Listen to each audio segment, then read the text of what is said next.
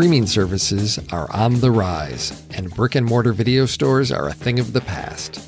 We have lost that experience of wandering the aisles and stumbling upon a film we've never heard of. We have replaced the familiar face behind the video store counter with an algorithm to recommend films. With more and more content available, it's harder to know what's worth watching and what might be a waste of your time. There are many hidden gems out there waiting to be discovered, and we want to help you find them. This is Trailer Rewind, a podcast where we discuss and review recently forgotten or overlooked films that are now available to stream at home. In today's episode, I have JJ and Ocean here to discuss Luce. Hey guys, it's great to have both of you here. Hi, great to be here. Hello. Oh, I want to say the same thing. Okay. Hello, gentlemen. I'm looking forward to discussing this movie with you. All right. So today that does work. Today is March 16th, and Luce is available on Hulu. When I first met my mother, she couldn't pronounce my name. My father suggested that they rename me. They picked Luce, which means light. If you Googled model student, Luce Edgar's picture would come up on the computer. Given Luce's background, you and Peter must have faced quite a few challenges. The language barrier, the culture shock. I mean, you don't pull a kid out of a war zone and have him turn out like Luce without a lot of help. Which is why this is so difficult. Difficult? So Luce was released in 5 theaters back in August 2nd, 2019, which seems like years and years ago. Right. It slowly scaled up to 235 theaters a month later on Labor Day weekend, but by the start of October, it was down to 17 theaters and was gone by October 11th. Wow. So it just a short 2 months in theaters. It made just over $2 million. Had a brief international release that added another $250,000. By October 29th, 2019, you could purchase Luce on DVD or digitally. It is not available on Blu-ray. I could not find any information about this being released on Blu-ray. I went to my main source, Blu-ray.com. There was no information there. So I have a feeling this is a film that people are most likely to stumble across on a streaming service with such a limited release. I don't see people hunting down a DVD to purchase for this film, particularly. And it's only streaming on Hulu right now. Right, and right now it's only streaming on. Yes, exactly. So this is typical for like a Trailer Rewind film. Short time in theaters, a lot of recognizable faces in this, but it just sort of flew under the radar. And with not having a lot of options for purchase, sure, you could buy it digitally, you could dish out money for a DVD, I guess. But I think most people will find it if they're a Hulu subscriber.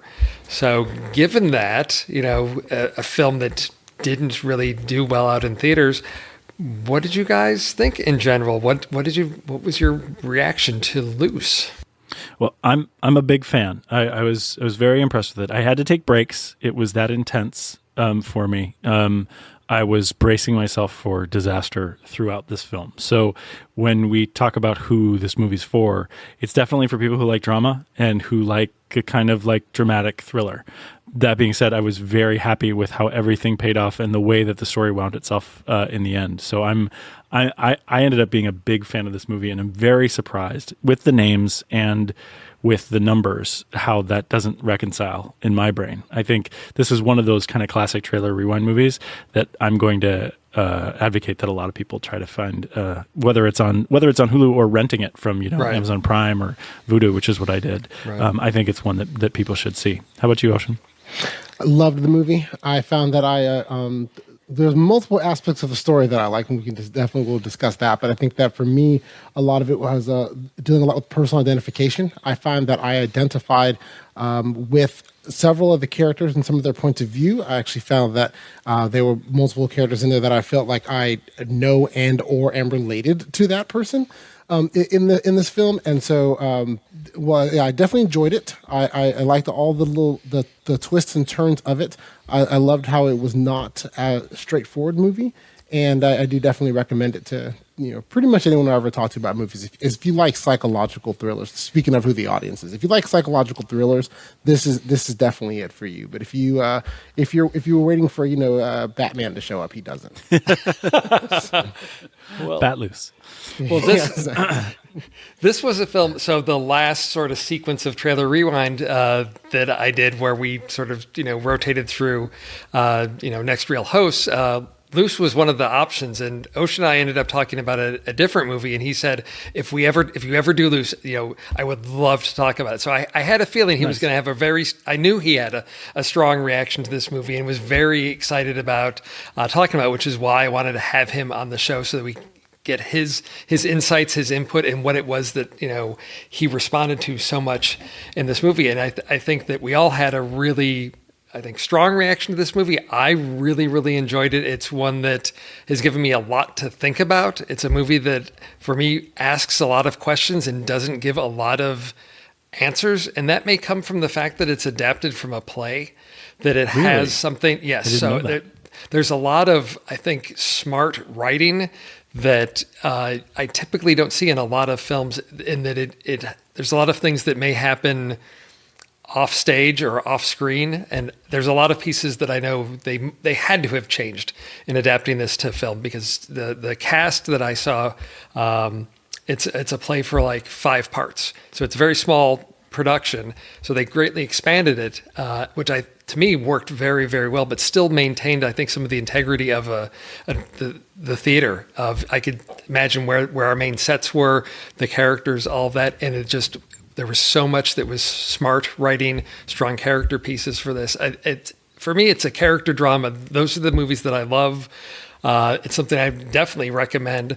When I watched the trailer for this with my wife, she said, "Oh my gosh, this looks really, really intense." I think, JJ, you can get into that in a bit. So yeah. It is an intense ride, but it is one that I felt is really thought-provoking. It's one that I, as we're going to do here, you watch it, you sit down with some friends, and you can really sort of interrogate the film of what is it trying to say? How did you respond to this? What does that mean for you? So I think that's, how we can get into talking about this. But, overall, as you're rating this movie, having to put yourself in a box and say, okay, stars, rankings, ratings, or whatever, how did this one play out for you guys? It was really high for me. On Flickchart, it was 46 out of 248, and that group is all movies that I've seen. Any movie that's been on the next reel that I've seen is in that 248 for me, which puts it at 81%. Flickchart's algorithm said it should be 4 stars for me, but for me it was 4.5 stars. It was the way the film paid off for me was really unexpected, and I was really happy with some of the really big scenes at the end of the movie. I was really happy with, and we'll get into talking about that when we get more into the details and stuff. Ocean, I want to hear your rating, but had you seen it before prepping for this? When Steve was telling the story about you guys talking about it, did you see it in the theater or before prepping for the show? Had you seen it earlier? I did see it earlier. But yes, before prepping for the show, I have seen it. Yeah. I saw it because what was it, about 6 months or so ago, Steve sent out that list of all these movies, Okay. to check out for Trailer Rewind. And so Nice. we went through that. I basically looked at all the trailers with my wife, because we were, this is we're in the middle of the dark days of COVID. So we're looking for anything to watch. Right. Right. So I said, hey, there's this list of all these movies that I haven't heard of most of them. So we watched all the trailers. Nice. And then actually started watching a lot of the movies from the set, of the ones that we thought the trailers were interesting. We started watching those. Cool. Luce jumped out immediately. And so we watched that one as one of the first ones that we watched was Luce. So it's kind of prep. It was. So watching this again, this was actually to prep again for the show. I watched it again. Nice. And so that was actually on my second time, which does, I think, affect my rating. Where So, for example, I had it at 76 out of 409 for my Flickchart, which according to Flickchart says it should be about 4 stars. But actually, now that I've seen it again, I realized that that's too low from a star rating standpoint. For me, it really kind of is a 5-star movie in that. Nice. I enjoyed it on rewatch, and I tend to be, I have the personality type where I look at a lot of movies and I'm trying to fix them. Right. Or I'm like, hey, this is where it should have been better. You could have done this and been different and everything. And there's nothing in this movie that I think is like something I wanted to fix. Right, there are things in the movie that I may or may not agree with the decision the character has made, but no point where I'm like, well, that was stupid. Why did they do that? They should have done it this way. It would have been better. Right. So yeah. So for me, it's really higher than from a star rating perspective. But I really enjoyed the movie. It was enjoyable again. I actually saw things in the second viewing that I did not see in the first. Cool. So it causes me to recommend it even more highly to my friends. However, the problem I have in recommending it to a lot of my friends is how to talk about it without wrecking it. Yes. Exactly. You always have to say, do you want spoilers or do you not want spoilers? Exactly. Right. And that's what I don't want to spend too much time. I mean, I realize we haven't really mentioned anything about it other than it's this intense character drama. So, I mean, we should probably talk about it a little bit. I mean, I will say for my rating first, I ranked it a couple times because it kept bouncing into weird places and it hit these weird films where I'm like, it's one of those, flick chart hate crimes where I'm like, oh, these are such different films. And so it ended up at 271 out of 704, which is 62%, because I just couldn't get it above Fury, which is a movie I haven't seen in a long time, but I have such strong feelings and emotions about that movie.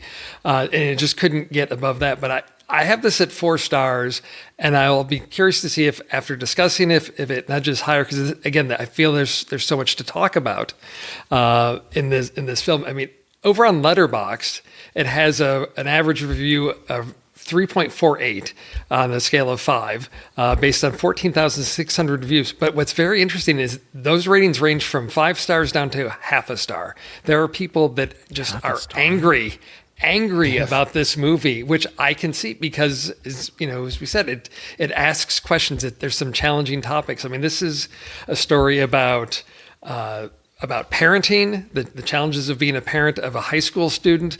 There's issues of what it means to be a person of color in America, expectations. There's so much that's bound up in that, of the pressures of being a student and the expectations of being a high-performing student and athlete and everyone's expectations of you, the pressures of that.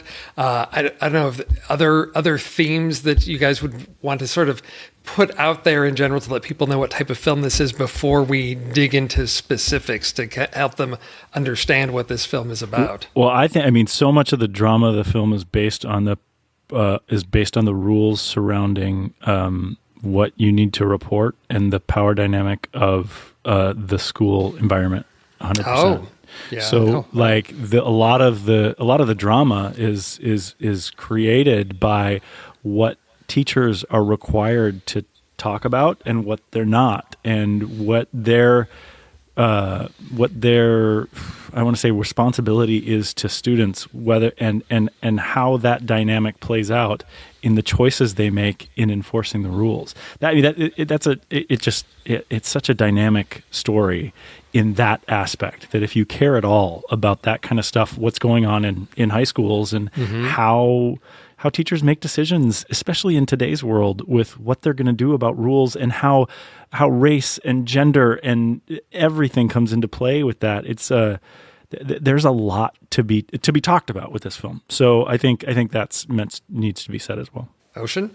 I think thematically, you guys actually addressed most of the themes that I thought of as well, and then the and JJ, your version of what I was thinking of is the student-teacher relationship. Yeah. I think your characterization of that was far better than what I was going to say. So okay. So I'll just we'll just let that be where it is. And so, nice. But I think that what I find as far as ways to discuss this or recommend this to people without actually spoiling things is more of where I just tell you that Luce is a promising young man who is he's promising in track and in academics, and he's a very smart kid, and he gets into a contentious relationship with a teacher who believes that he is not the good person that everybody thinks he is, but he is a nefarious individual. And so the movie goes from there. And so I just usually stop right there and say, and that's where you are. Well, we have to stop right there now, but I already want to challenge you on some of the assumptions that you're making in that. So when we jump to the next portion, I want to absolutely get into it. I love it.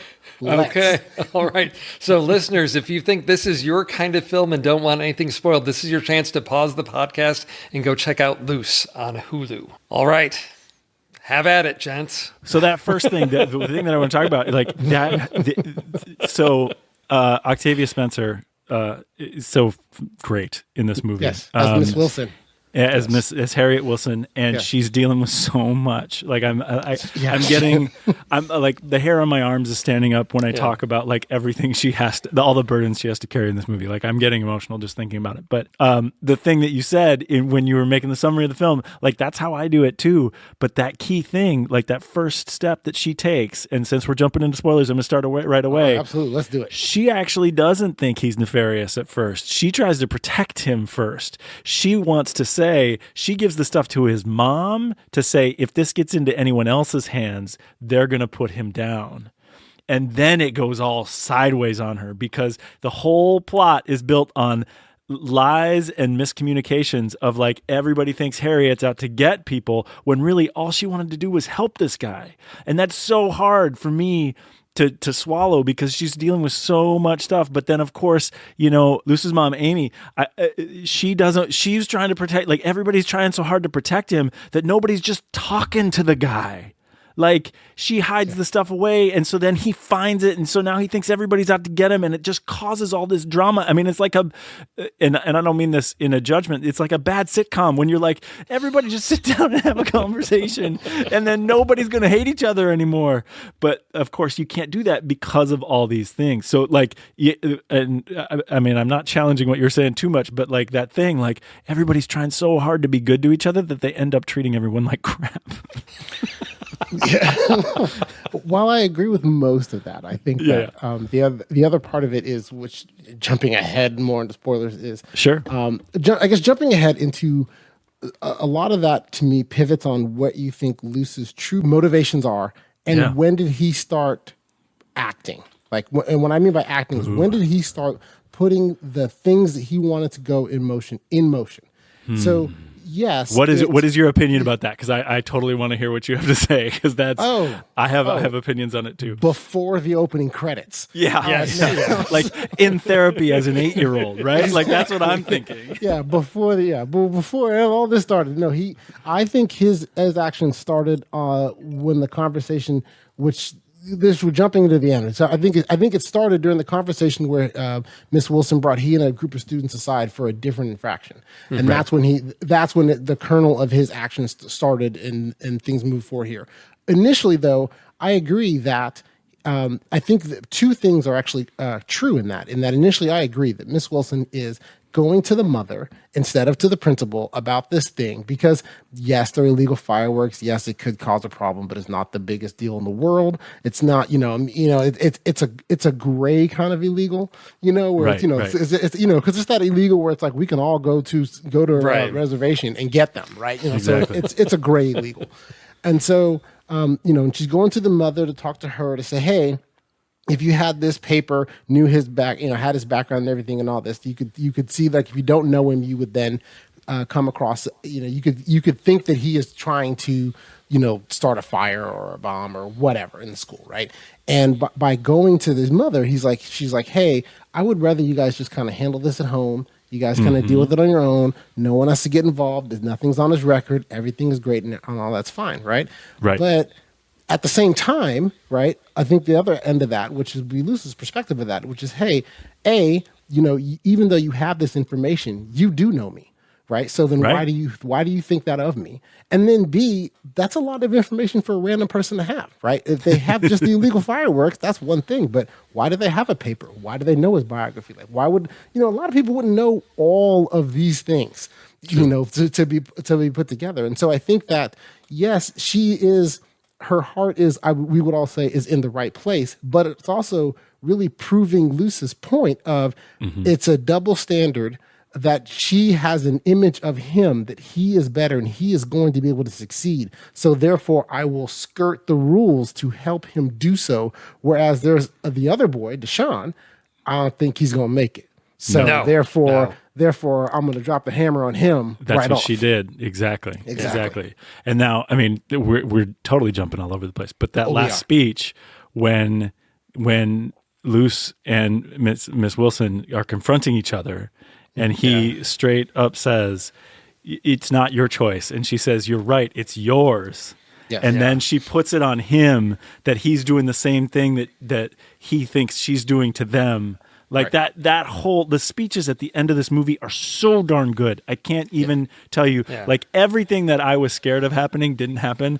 And the speeches are like, this is where, Steve, you were talking about like playwriting. Like this was if this was from a play, this was a really well-written play, because that speech and the speech with Amy and Luce where they are reconciling in the dining room, you know, their suspicion and all this stuff about they're just so well written, and they're so perfect about the human condition that I was so happy, and it moved me to exactly what you're talking about, Ocean. This thing, like, no one should get to choose. Like, there should be right and wrong, but it's not that easy in the world. Like, everybody's dealing with this stuff, and everybody's doing what they can to just protect their people, and it's scary what can happen because of it. That's what the problem. That's the psychological thriller here, right? Like all the stuff that goes down because of all these people like being defensive, like it's terrifying. It is. So when I finished this and I was starting to prep, I went back to the very beginning, because our opening shot is our little MacGuffin or thing that starts the whole thing. Is we've got a camera slowly pushing in on a locker in the school hallways. The locker opens and we see a book being taken out, and we see the bag being placed in, and it's framed in a way you never see the hands. Because I thought that you know, because later on it's like, it's a question of who did it, because Luce, you know, says, well, I share my locker. So we have no idea. And to me, this gets into one of the things that works really well in this is sort of Luce is the unreliable narrator of this, because of how is he playing everybody? And so I look at that opening shot, and it's, did he put the fireworks in there? Because, you know, is his story about the 4th of July a fabrication because the fireworks were found and it was one of the guys he shares his locker with? Which we get that information, you know, right early on of like, hey dude, where's my trig textbook? And he's like, you know, use your own locker. So we get all of that. And it's a little bit of that sort of walk and talk exposition where we get a little bit of that, but it kicks right into everything. I never thought just one bag in a kid's locker could just, you know, create enough tension and dynamics for a whole story, because we get the issue with the parents of trust. And there's that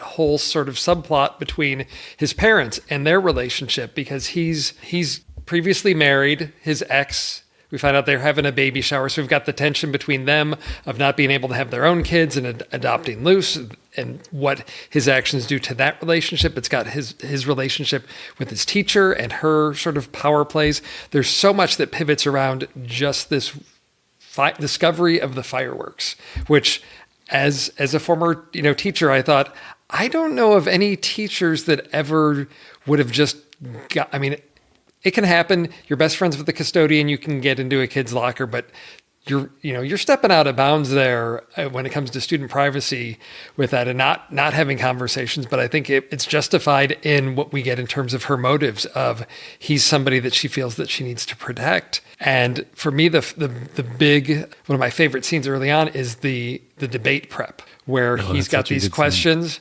right? Because that's where I started wondering who's playing whom and what's going on, because he knows he's found the fireworks that have been given to his mother. He's found them in the cupboard, so he knows something's going on. And so he uses this debate prep as this opportunity to sort of interrogate Harriet about student privacy, which for me was, again, just one of these really well written things. But I started questioning, how much does he know, and how long is the game? And that, so Ocean, you tie it back to what happened before, which is the whole Deshaun moment, right? Of Harriet going after Deshaun, destroying him, you know, getting him kicked off the team. And so you think everything here is sort of pre-planned, or it's part of Luce's greater retaliation against Harriet? Yes, if we're jumping into it, absolutely. I think sure. Wow. Yeah. That's awesome. I think that if we're jumping into it, then he started from the beginning a plan to effectively ruin her life. Okay. I think that the plan started because she effectively ruined Deshaun's life in a way that is I would argue nefarious, right? Because, you know, even if you have a suspicion of a feelings or you know, that a kid's doing something wrong or whatever, like, you know, he smells like weed, that doesn't mean you get to go and search his locker, right? And the other part of the other part of that, which is unspoken, is because they do all share lockers, it may or may not have been Deshaun's weed. Now, clearly they all smoke weed, but he may or may not have been the one that put it in there, right? And so I think that, that even so they were taking advantage of the fact that this teacher goes into a behavior pattern that then creates ramifications that would not have existed otherwise. Because even in this whole movie, if you stop and think about it, if she hadn't searched his locker, almost none of this happens. Right. And that's in that way, she had effectively commits the original sin, right? Yeah. The searching of Deshaun's locker, which gets him all the ramifications of his life, all of which none of which would have happened had she not have done this, an arguably illegal act, right? By doing that, right? Because it's one thing to say, to bring him to the principal's office, have a discussion, a conversation, whatever, and say, hey, we're going to now do this thing and announce it. Like, I mean, even the police got to have a search warrant. Like, they got to give you to search through your stuff, right? So, but to say that they can just up and do it on their own, well, okay, that created then, you've now ruined Deshaun's life. Because school and work environments are not subject to the same laws there. Like, that's the thing. Like, if you have a locker at work, don't keep illegal stuff in it, because they can search it at any time. Right. Got it. Yes. And that's the thing. It's totally sketchy. Yeah. Which, okay, if that's it, and if that being the case, I get that. I guess that does poke the whole argument of whether or not it was legal or not. I mean, obviously, then she does have that legality. There is the questions of it from the debate prep, but at the same time, by doing that and doing that, so it did totally destroy Deshaun's life, especially because she did it totally, and then brought it up to the principal and all that. She could have done the same thing. She could have grabbed Deshaun's parents and said, "Hey, this is the thing. I think he's a good kid. Maybe help him out, or whatever." And do that. She could have done the exact same actions, but she chose to do one set of actions with Deshaun, a different set of actions with Luce. Now, part of it, of course, is Deshaun has some culpability here because you were the dummy that put weed in your locker. Exactly. Right? Or it's your locker. You let somebody put weed in your locker. Yeah, exactly. You let somebody put weed in your locker. So that's your problem there, and then that's where you messed up. But I think that, so getting back to the original question, I think that the plans and everything were put forth because they knew that they knew and or suspected that she would do that. Luce took advantage of the knowledge of his own biography, because let's face it, if he had been, I don't remember the name of the nameless girl that was in the front row talking about that the Confederate flag was fine, right? Oh. Had it been her that wrote the paper, I don't remember her name. They may not have even said her name, but but so if she had written that same paper, nothing would have happened, right? He was taking advantage of. She knows where he was adopted from, so by making this paper, it's going to create a reaction from her, right? So he's basically antagonizing her. He's poking at her. So because he knows what she does. He saw what she did with the whole Deshaun situation. He's going to write an essay basically saying, violence is justified, knowing that it's going to get her riled up because it's outside his sort of the persona he's built at school, right, of who he is, all of that. And so he's going to step out of that and see what her reaction is, which is shepherd him back in safely versus Deshaun, which is push him further out. So when she reacts that way, he sees the double standard there, and then that basically he launches forth with his campaign, and that's the bulk of the story, is all the sort of complex interweavings with that. One of the complications that I, on one viewing through it, was having trouble tracking, and maybe Ocean on a second viewing, this is maybe more apparent or it's clearer. I don't know. What I call the mystery of Stephanie Kim, because we get her story, we get bits and pieces, but for me, I'm trying to figure out if Luce is playing the same game with his parents, because he says, "Oh no, we're broken up and all of this." We get that whole story. But there's bits and pieces all about Stephanie throughout that I'm not sure I know exactly what has happened. If Stephanie's telling the truth, and when she sits down was Amy, Luce's mom, and tells a story that I don't know now if it's true or not. How do you see that playing into this? So that's a really interesting point. I think, to go down the whole road with Luce, I think Luce is like a brilliant mastermind. And the reason why I would say this in relation to the Stephanie Kim argument is because she's a pawn in his game. I mean, she does what he says, and then they're still having sex. Amy catches them having sex later on, and there's a scene early on. Watches a little too long. Yeah. Right? Yes. Totally creepy. Watches a little too Creepy long. stalker. Come on, Mom. Do something if you're going to do something. Yeah, well, you got the idea right away. You ain't got to linger that long. You know? So you're right. But there's an early scene in the film where you have Luce and Corey, I think his name is Corey, and Orlicki walking the halls. And Corey is talking about Stephanie Kim and how he wants to get with Stephanie Kim. And they see her in the hallway, and Corey tries to do some of this stuff, but they just pass, and you see that Stephanie Kim is looking at Luce the whole time, and then walking away. But he's not giving her, he's not acknowledging her at all. So that scene in particular, then you get what happens later on when you find out that they were dating, and he didn't tell their parents that they were dating, and clearly he hasn't told his friends that they were dating, and he's literally having sex with her in an abandoned shack in a forest in the middle of Virginia somewhere. She is this is the whole story about the mystery of Stephanie Kim, is that to me she is a pawn in his game and being used to do all these different things. But you could interpret a lot of this differently, and I will open the floor for that. But for me, if you believe what Luce is doing, and you believe that Luce is in control of everything, which I bought it. I think he's using everyone to get what he wants, which was, as Ocean said, to ruin Harriet Wilson's life. Yeah, I think that when it comes to Stephanie Kim, two things. These are two things I full on believe. One is that the story that she tells the mom 100% happened, right? Okay. I believe that too. I believe that. I'm just not buying that you're going to paint this character as it's a high school student that could act that well about that story, right? That 100% happened. And then the rest of it, I think, is all kind of a point of perspective, right? Stephanie thinks she and Luce are dating. But just because you're sleeping with someone in high school does not mean you're dating, right? So he doesn't necessarily think that they're dating, right? They just kind of get together, they kind of hang out, do whatever. In the shack. Then, they get together in the shack. So exactly, they get together in the shack, and that's all good and all that's all good and everything. And he is nice to her. He is not going to be one of the guys that passes her around for the Santa Claus game or whatever other horrible thing there is with that, right? So creepy. But at the same time, this isn't his girlfriend. He doesn't love her, right? He's not bringing him home to mom and everything because, mom had no idea that they were anything, right? And so I think that the friends know that she has an interest in Luce, and they don't necessarily get in the way of that, as is demonstrated by the video later on. But that video was staged, so it is what it is, right? And so, but I think that's kind of what it is. It's more of that story happened, and she thinks their relationship is one thing. Luce thinks it's another thing, and Luce isn't, clearing the air, making it obvious that this is not a relationship, because let's face it, he's getting the benefits of a relationship without having to really deal with anything. That's true. Okay. Yeah. That's true.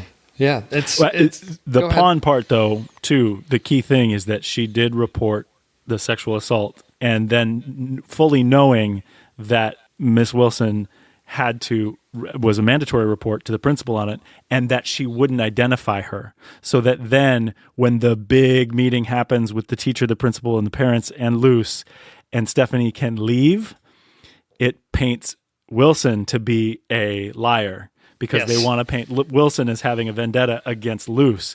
And so they use that sort of that legal structure within the school, because Luce knows that that's what she'll do, and that's what has to be done that's why Stephanie goes to Miss Wilson and does that whole thing. Because I agree with you. I think the first story that she tells to Amy, I think did happen, but I don't think Luce raped her.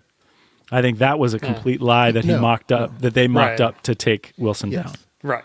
Yes. No, I think so, because he, early on he talks with his mother about Stephanie, that something happened, and that Harriet's always pressuring her, using her as an example of women need to stand up for this, and that basically it's another piece of, Wilson using students to hold them accountable or set standards for them. And so, yes, of course, Luce will be able to quickly pull her into his web of deceit there to, get her a line of look what she did to you, look what she did to Deshaun, let's get back at her. That's another theme that we didn't talk about. Remember when we were talking about themes with this? Yeah. Is the concept of using people as political symbols. right? Okay. Wilson does it with Stephanie Kim. Wilson does it with Luce. Amy does it when she tries to identify with Stephanie Kim.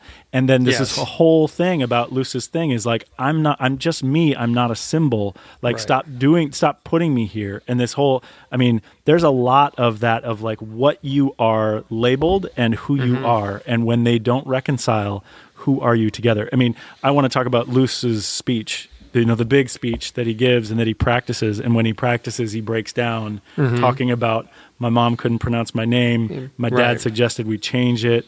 And then he breaks down when he's practicing. And then when he gives the speech at the end, he's like fully like big smile, like doing it for the crowd, this whole thing like that. Those two contrasting scenes were very powerful for me too. Yeah, that was the big speech, because this is how well the story is structured, so that we see him practicing that speech. By the time we get to the scene with Amy where, he's got the fish and let's try again and all of that, and then I'm like, oh my gosh, he's got to give his speech, and this speech has to carry so much weight, because I'm starting to think, is he going to say something different? Is he going to do this? So then when we get to that speech, and he is all calm and composed, I thought, okay, it's not so much about the words in the speech, it's him being able to be this public persona of hiding the emotions, or I'm going to be I'm going to show them what they want to see, which is the calm and composed, and I can do this.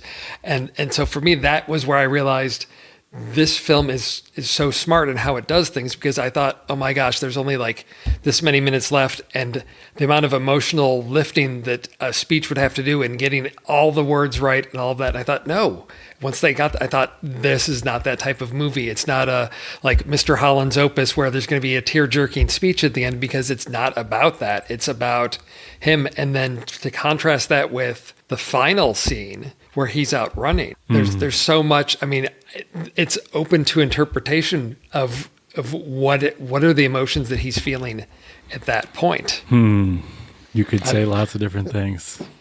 Yeah, he's probably feeling at that point he's probably feeling a lot of different things, because I think that part of what the speech demonstrates, since we're about that as topic, is that he may not like being in the box or being the pigeonhole in the way that the way that's happening with them, but he is that kid.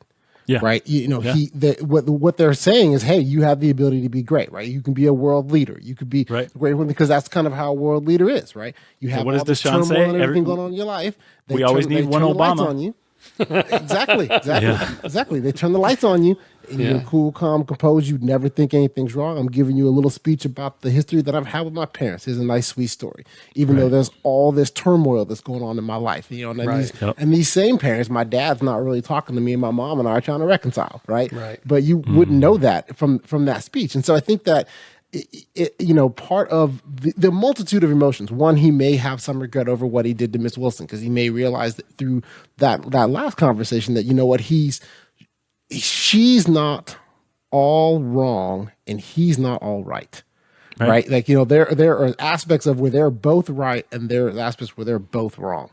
Right. And maybe then he's now starting to come to start realizing that, hey, maybe it wasn't the 100% justifiable thing that I thought it was, or maybe he's sad that, that he thinks that he won't be able to reconcile his relationship with his parents. I don't know. But, there's a lot there. But I think that, to me, the biggest points were he, as much as he wants to be just a normal kid, right, he's not.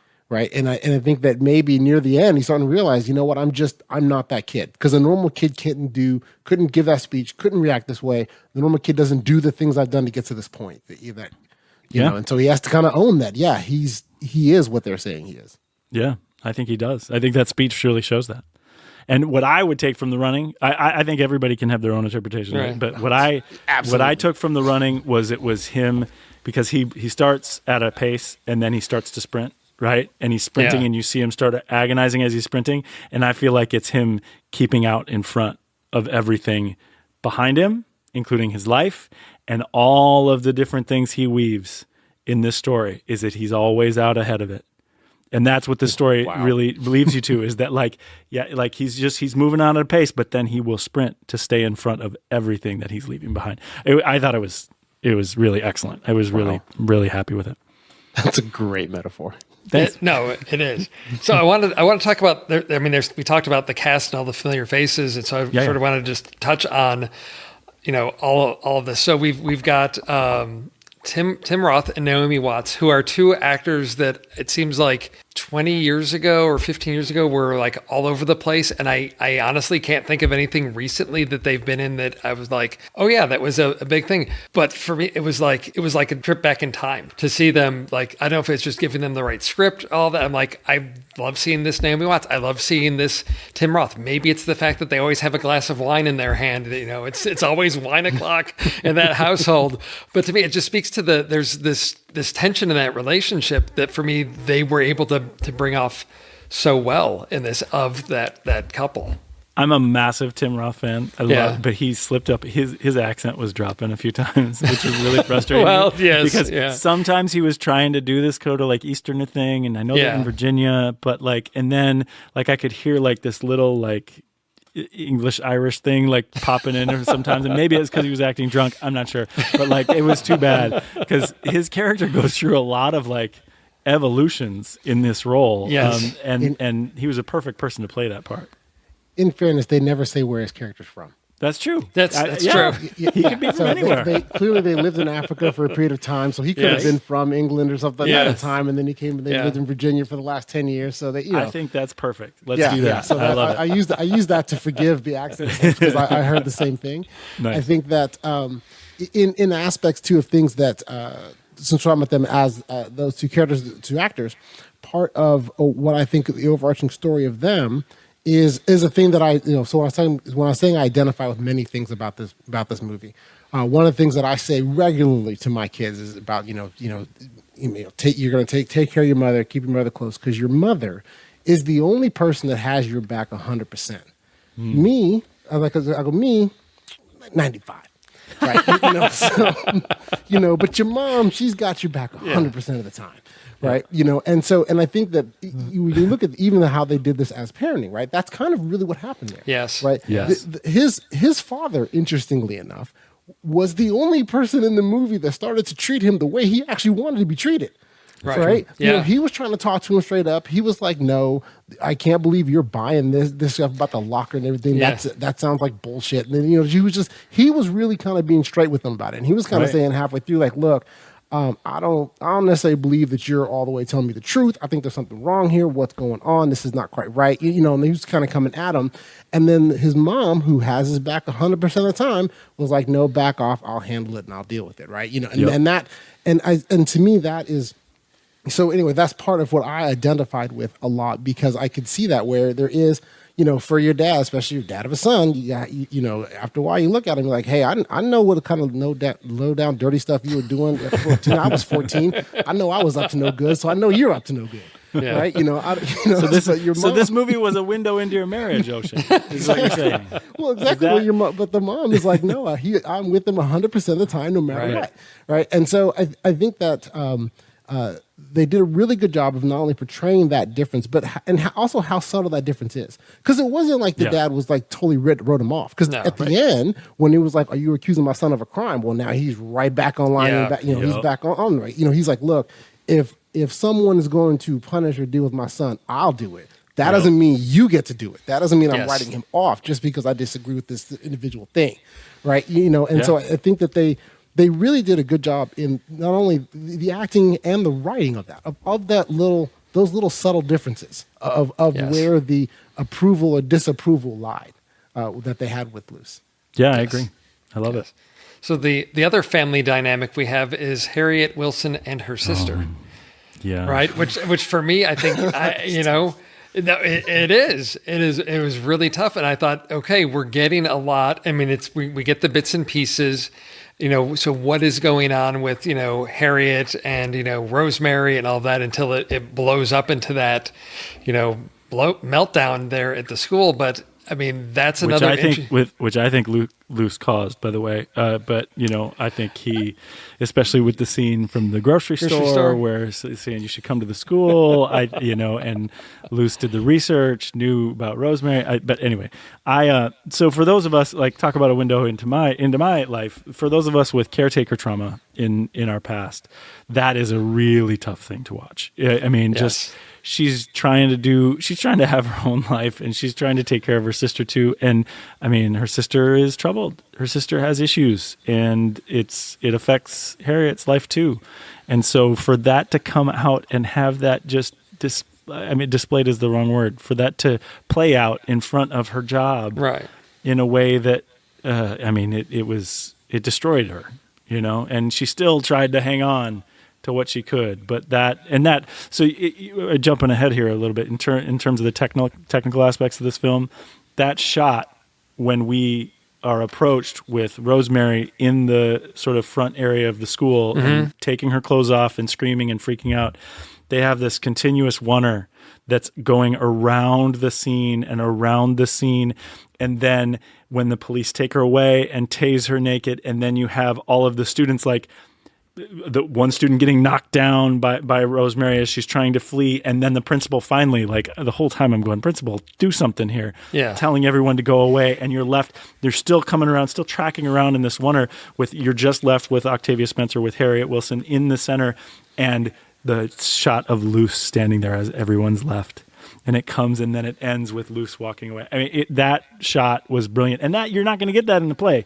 So that's the film showing up and showing you how you can show that super powerful scene in a really powerful way through film. I loved that, and I loved the dynamic. I mean, that was for me the emotional climax, the tragic emotional climax of the film. Yeah, I give Luce credit for planting the seed of the idea. Being a minor, I didn't. You don't think he did it? I don't think he could. Well, I didn't think he could get her out of the institution, because now they give you enough seed of doubt, because he shows up late to class that day, sits down, and then the sister's there. So maybe he went and talked to the sister to try to plant the seed of it, whatever. But I think he's a mastermind. Okay, I think he's a genius. I can't really argue with you 100%, because that was the moment, like on the first viewing. That was the moment where I was like, oh no, he's doing this. Yeah. And it was because of that, and the way you described that wonder shot, right? So when the spin around, the whole scene happens, the whole time, I mean, you're obviously focused on the tragedy of what Rosemary is going through there, because you really do, and that's, I mean, look, I'll give her credit. This is a great piece of acting. You really do feel for her. Oh yeah.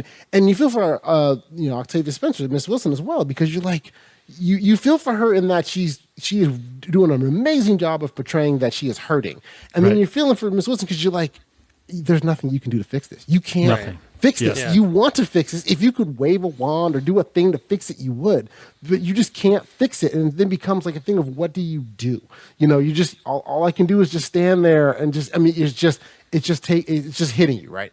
So anyway, but the reason why I thought Luce, then this is where I first started suspecting him, was in that shot when it's over and it's just Luce and Miss Wilson standing there and all the other kids left. So when the sister shows up and she's, screaming and yelling and acting up, and then she starts taking off her clothes and running around and everything like that, a bunch of high school kids are going to watch that. That's going to be a show. Right. They're just going to watch it. Right. And then the principal's saying, everybody leave, everybody go. And then they're all going.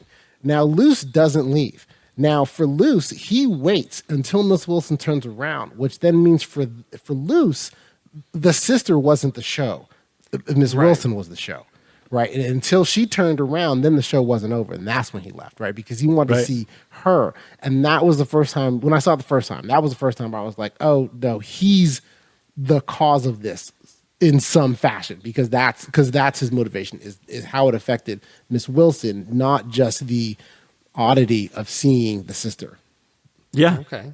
Yeah, and it reminds me of what's the big line that Olenna Tyrell says in Game of Thrones? What's the Lannister mom's name? Tell her it was me that killed her son.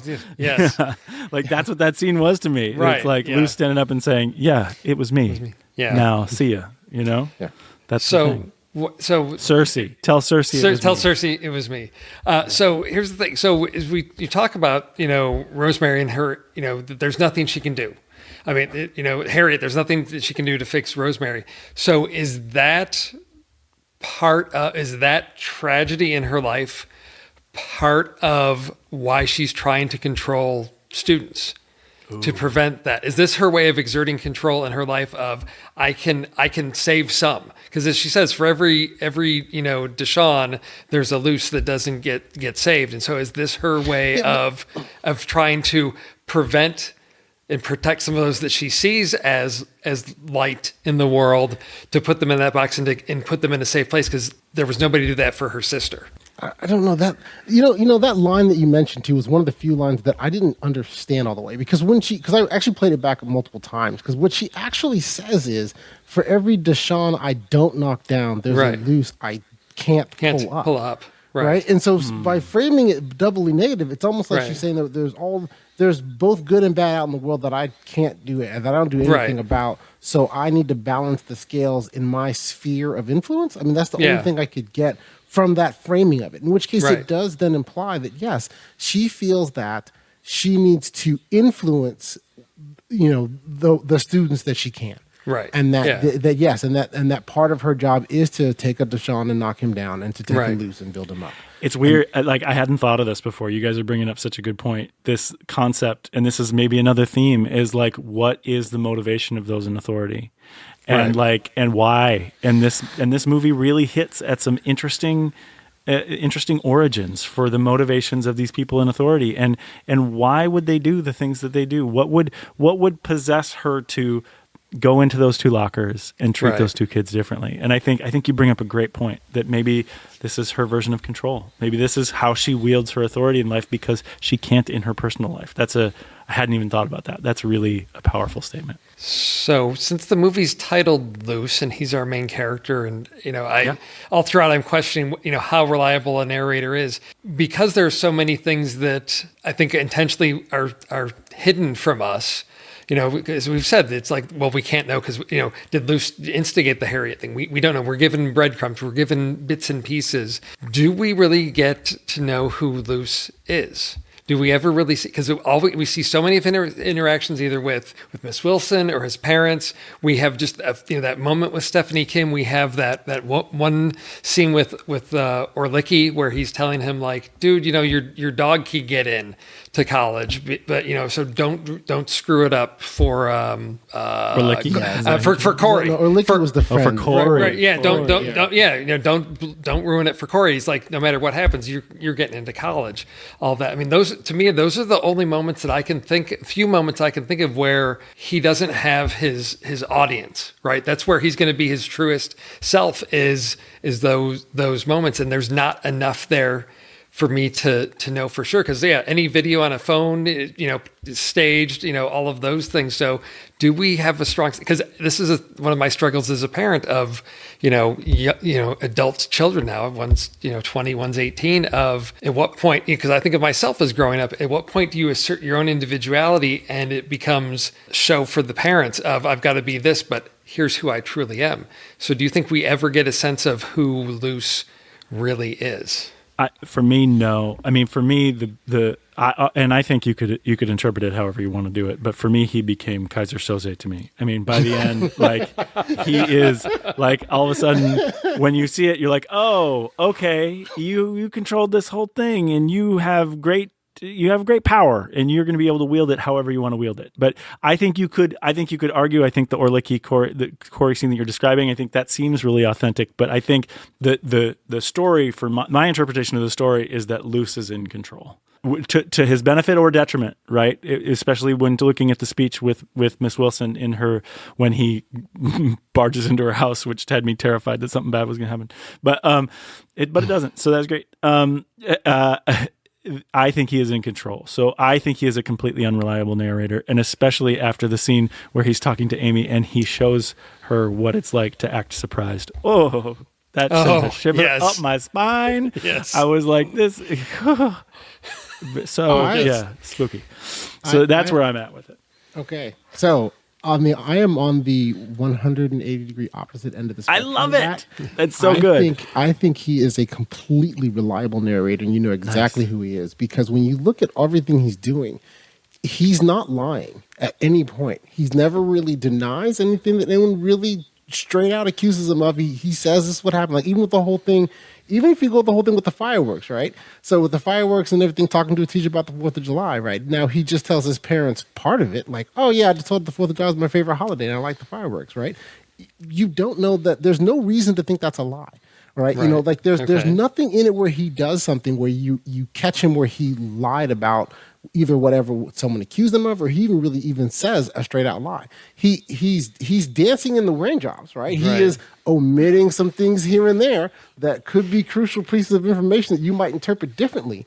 But at the same time, he's being honest with everyone about what he was doing, even up to the staged video. The video was staged, obviously, right? But it was able to then say, hey, no, at the time that this was happening to your house, I was here, right? I was here with these people. Here I am on video doing the thing, right? You know, and so I don't disagree with your point about lying. Yes. But the threats, the thing about the 4th of July and doing the hand thing that he did, and then later on when he sees her again, he doesn't say anything, but he does the hand thing again and walks away. That has me thinking, like, yes, you're right. He didn't lie. He was very skillful in the way he told it, but he's creepy as all hell. Okay. That wasn't the question. Okay, you're right. Kaiser Sose at the end of that movie, let's face it, the only thing you know for a fact is that Kaiser was in the room and they died on a boat. Other than that, there's nothing about that movie you can say. Right? So I think he's a reliable narrator, and that you could, everything he says that he did or didn't do, he did or didn't do. Now, he may not tell all of the truth of one thing or another, but he isn't lying. I feel that he's a reliable narrator. I think that honestly, that even with all of what you have in terms of what he's done with his plan and what is thought out, and how he thinks he's 100% in the right because he is avenging his friend and he's going to take it out on the evil teacher. Right? When she was like, you know, getting back to that speech, no, it's not up to me, it's up to you. Like, what were you do? Like, how did you get all your errand boys to do all this while you were establishing alibis? When he cracks in that moment, it's like, it's not the same. It's like, I think he realized halfway through that sentence, no, it's the same. It's so good. Right? It's so good. It's so that good, performance is so good. It is. It is great. And I think, and so there's that where he's starting to realize other things. I don't think he's lying. I think we know who Luce is, and Luce is a reliable sociopath. Okay. No. I don't think that. But like, he's creepy. That's all I'm trying to say. He's creepy. Okay. Yeah. No. Okay. All right. I will concede creepy. I'm not going to argue. Yeah. Nice. I won't argue creepy, but I think he's telling the truth. Okay. Yeah, I think you're right. Well, I mean, I think it speaks to just how well crafted the story is and the performances, that there's so many angles to approach this from, and to take away different opinions on this that I think are fully justified in this. And it's one that I think, coming back to, it's one that I'm looking forward to watching again. I don't know, you know, down the road, give it a little time to breathe, because I think there is a lot to investigate in this, because it's in hiding things. It gives us the ability to really interrogate the film in terms of what does this mean, rather than laying it all out for us and telling us this is who Luce is. It's very clear, and here's the good guy and here's the bad guy. We're in all sorts of gray territory here, which for me, this is what makes it a great film, to sit down and have a thoughtful discussion, because it does pose a lot of questions, and I think what everybody takes away from it might be a little different. So Ocean, you know, I recall back, you know, before when you said you were interested in talking about this, you said you had some personal connections to this story. I don't know if you wanted to elaborate on what you see in this film that may be, you know, close to you. Well, I already said about the parenting angle. Yeah. Right? Okay. So Right. Yeah. That and how that does work for me. Right. But so part of what really hit me, which about halfway through, I'm watching it with my oldest son, and my wife and my oldest son and I are watching. My oldest son is 15 years old, and in a lot of the characteristics that Luce has, and those things, that's my kid. Right. So my kid he's into track. He's a really good runner. He's actually pretty good at it.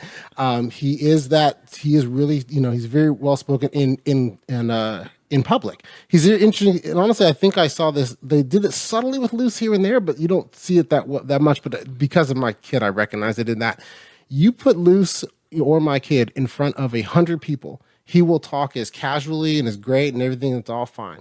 You put him in a room one-on-one, he just kind of shells up. right? It's like he's shy and doesn't want to talk about anything like that. And even in the movie, when you look at Luce, like when he's in front of groups, he's 100% in charge and whatever. But whenever he's one-on-one and stuff, a lot of times he's more retiring, or they're leading the conversation, or he's kind of just like, I don't know. He's like, he's kind of, he's shy reactive. And reserved. Yeah, he's reactive as opposed to being like, all right, well, instead of being proactive. So I didn't notice. So my son has some of those characteristics and qualities, and also there's an aspect of where my son is he will be. He's very gregarious and a great kid, and my kid's amazing. My kid is not a sociopath that's going to take down his teacher, okay? Or anything like that, right? Right. Yeah. So, but at the same time, he is very. There are aspects of times where it's like okay, well, I don't know. He's quiet and reserved, right? Like I think Luce early on, part of what I interpreted to the conversations at the beginning. I don't know. Luce might have told his parents everything if they had asked. Right, but they didn't ask. They kept on saying, "Is there something you want to tell me?" Right. In which case, he's not just going to be like, "Oh, well, here's all these horrible things I'm thinking of doing." Right. Yeah. Right. Or anything like that. Yeah, of course not. But had they asked more directly or gone really the father's route, Yeah. there is a greater possibility that really, I think one of two things would have happened. Luce either would have told them, or would have said something concrete enough that the parents would have been able to react to it and known what to do next to try to get ahead of what Luce is doing. But by doing the whole passive aggressive, hey, I'm not trying to get into your business. Why don't you just tell me what you should tell me because you want to be honest? It's like, well, that's so open ended. It could be right. And so there's so I think that there's. But anyway, so that there's some of that in the movie. But then, but my kid is he's a private kid about things. He's not like super emotional about everything going on in life. And so so there's a lot of different aspects of that I identified with. And then also honestly part of it, which was the weird twisted pride part. I'm going like, if my kid ever decided he wanted to do this, he'd do it just about. And on the one hand, it's kind of like, oh, well, should I talk to my kid? And on the other hand, I'm like, nope, that's thought and planning. And if you're going to do something like this, or like basically if you're going to commit a crime, you better be well thought out about it. Why are you doing it? How are you going to do it? How are you going to do it? Think the whole thing through before you start doing it, right? Right. Which that I'm like kind of like, hey, I don't want you to do these things, but I did raise you to be thoughtful before you do things. I guess there's a difference between being thoughtful and sociopathically plotting out the destruction of another person. Tomato. So, but that was So those personalities and those traits and everything about him as an individual were things that I related to. And that's part of why I related to the parents so much as well. Okay. Because I related to the difficulties you have with that type of a kid, because it's not that type of child. So for example, like with my son, right?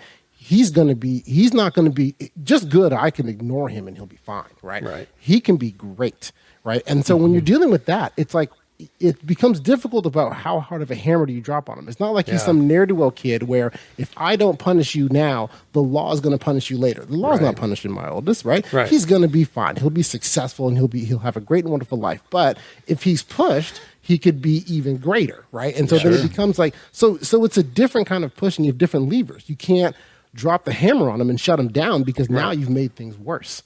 Right. It's a really delicate balance when you're dealing with that talented of a kid where he really has a lot of potential, and his potential is even at the point of where ignoring him completely would be better than really being, dropping the hammer and being hard on him. Yeah. There's all right. So parenting tips from Ocean there. Little segment here. So JJ, you did talk about the wonder. I don't know if you have a good ear, because I did not catch Tim Roth's, I'm not a good person for accents anyway, but things you heard, things you saw. I played a game with you that tells me differently. Yeah. Yes, I played a game with you that tells me differently. You are great with accents. Me, not so much, but you're great. But good old Sat Matt throwback there. But JJ, anything stood out to you otherwise technically in the film? Because that one shot, I would like to repeat that shot. The interesting thing about it too that we didn't talk about is how they use technology in this film.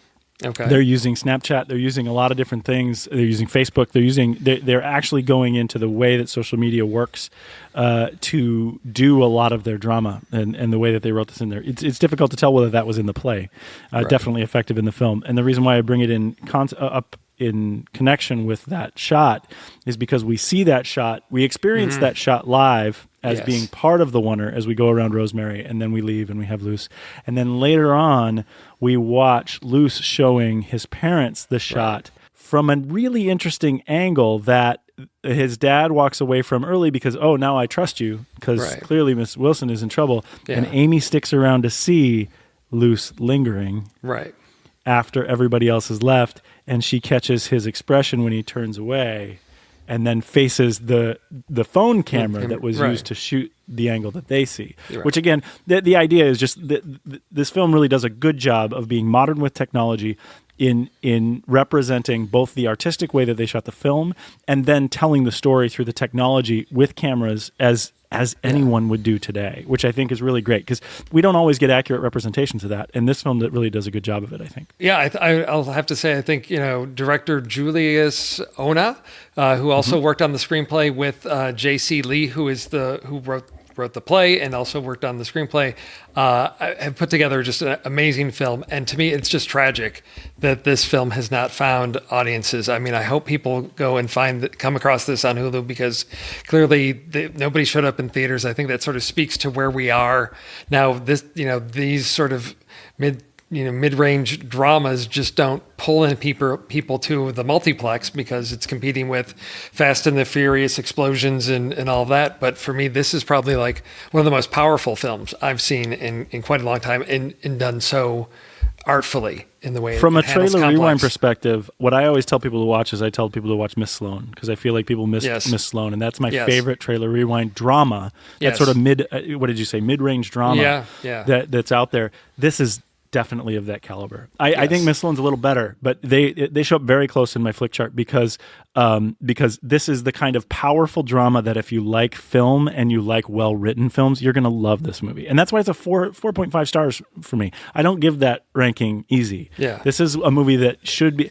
anyone who wants to deal with these sort of parenting, power, philosophy, race issues, you want to see this movie because it's got a statement to make, and it's going to create discussion. It's a great conversation for us to have here, and I think everybody should see it to have the same conversation. Well, I think you guys convinced me it's a 4.5 based on the discussion. I think it eked out that other half star. 61%. Now you're only a half star away from the right rating.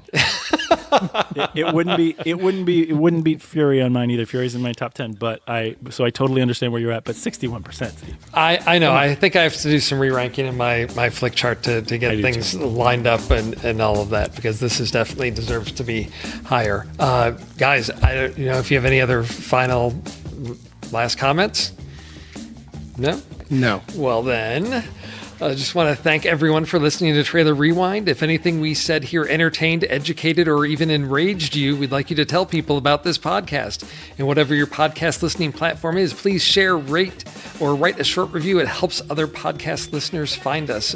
And don't forget to join our online community with fellow movie lovers.